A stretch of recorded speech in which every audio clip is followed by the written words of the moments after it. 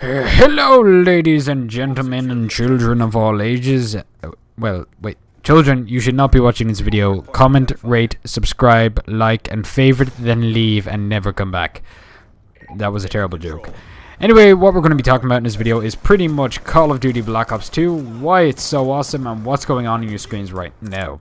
So we are playing Hardpoint on Slums, and what you're seeing on the screen, all these graphics, scoreboards, perks, and everything, is the new COD casting feature, which is this esports kind of feature thingy, which basically allows you to display certain, information and then edit your visuals to show like the map and who's playing and what's going on. It's really complex stuff. I don't know the workings around it, but I thought I'd try all the new features out in this video.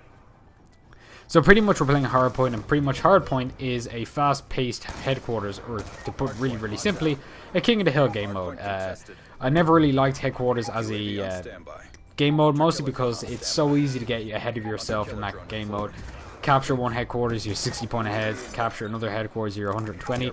This seems a lot more neck and neck and much easier to get, back on track and even come back from a very severe low score, which is actually what happens later on in this video, but not in a good way. So I think the best thing to do will be to get the bad things out of the way first about Call of Duty Black Ops 2. And I think the best thing to do is to talk about Hardpoint some more. Pretty much Hardpoint, I think, is getting a bit too predictable in terms of the hardpoints. For example, if you were to get the hardpoint in the center of the map and you die with, say, 10 seconds left of the hardpoint being there, it's pretty easy for you to say, hold on, if it's in the center of the map, it may spawn over there at Yellow House, and lo and behold, it spawns over there at Yellow House, and you don't really have to waste time rushing all the way to the center of the map where you could just rush over to the house and you instantly cap it, get your 200 bonus points for being the first person there, and Bob's your uncle and you're getting points. So I think they need to kind of increase the randomness of the hardpoints. I don't know if it's deliberately predictable to make it a bit more difficult, but I feel if it was random it would be a lot more fun. But the next thing to move on to would be the score streak system, which is what we're seeing right now on the screen, which is me throwing out all these random crazy things into the air and calling them care packages. I think they took a step backwards in terms of the availability of the score streaks, and what I mean by that is you can have a score streak specific to each of your classes. Like I can't run, say, UAV, care package, and hunter killer drone on this class, and then run sentry gun, death machine, and say I don't know, some random dog squad, canine squad kill streak on another class. Every single score streak selection you make is universal to each class, which is actually quite good in some cases where I could say if something isn't going my way, say the weapon I'm using now, which is possibly one of my favorite, the SWAT 556, is not really suited for Nuketown. I would say swap over to a MP7. And it wouldn't matter that I swapped class, I could still go for that high kill streak. So it kind of works kind of well in some cases, but not so well in others, in case I may say, you know what, I'm not going to necessarily reach my destination in terms of my kill streak. Maybe I should really try and go for a UAV kind of support-based loadout. UAV, counter UAV, care package. Can't really do that anymore. And they kind of remove support streaks as well, which I also think is quite a bad thing, because not necessarily me, but others who may have found Call of Duty a bit difficult can't really, get their support streaks anymore. They have to go the old route where they have to build up their score and kind of try and get the high kill streak, which I don't really think is a bit appealing to those kind of not so good players. After playing Call of Duty Black Ops 2 for a bit, I kind of get the feel that this Call of Duty, even though it's fantastic, is possibly the best Call of Duty since Call of Duty 4, is really suited to professional players. Even the COD casting for esports, it really feels like it's suited specifically for professional Call of Duty players. So, yeah, that's pretty much what I have to say about that. But you can see right here I got the death machine, and it's not actually resetting every time I die. For example, I die and it's not gone, I still have it. I also love that. There's also another weapon which is a grenade launcher. I can't remember the name of it. The War Machine, I think it's called. No idea. It's gone completely over my head. It's a grenade launcher. But it's really fun to actually have them, and if I die I can keep using them and kind of suppress the enemy team. And it still makes me a threat on the field if I have this super weapon, and when I'm killed I'm still there with my super weapon. I think another thing to start tackling will be the spawn system in Call of Duty Black Ops. I think the Call of Duty... well, just to get off topic for one sec, you saw I threw my 100 killer drone and locked onto the helicopter, and the flares actually activate. So you can actually use a 100 killer drone to actually take out enemy air support, which is actually pretty cool. Because if I don't have a Stinger missile, I can instantly just throw up a 100 killer drone and destroy UAVs. So it kind of works for both support and assault. But to get back on topic, the spawn system.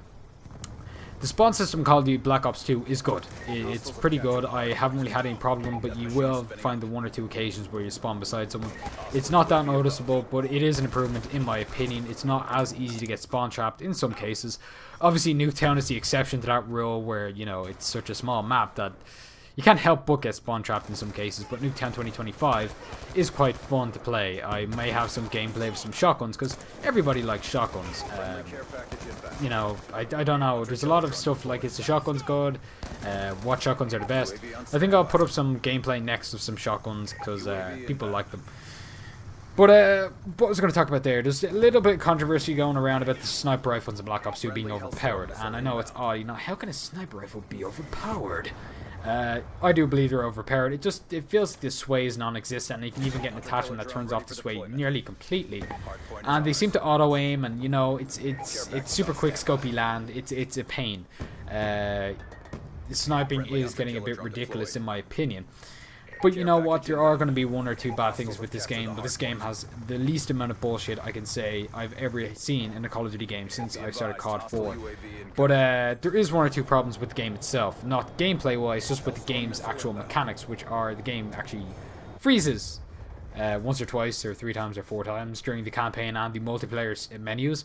And the PS3 players were having some problem logging on, and Activision said, hand on heart, they were going to get the stuff fixed and it's going to be fine. Which I have no doubt they will, but I just thought was something to mention, that the game does have one or two little kinks in it in the moment, but once they're fixed, I think this game is just going to thrive on and onwards.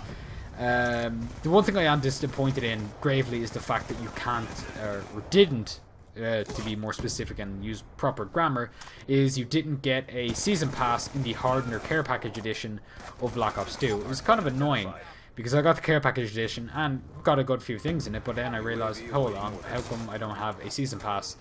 It was pretty annoying. I felt that was just a bit of a punch in the balls by Activision to release this kind of season pass thing and not put it in the limited edition of the game, but hey, I don't work at Activision, I can't really complain, I can't really say anything, so I guess I should have suck it up. But the game is pretty much coming to a close. You can see the counter in the middle of the screen. There's 2 minutes left, and there's not much really left we can do to come back from this, so I tried my best to come out on top in terms of caps and defense and kills, which I did. I don't believe it's going to display my score at the end of this video, but I don't know what kills I got.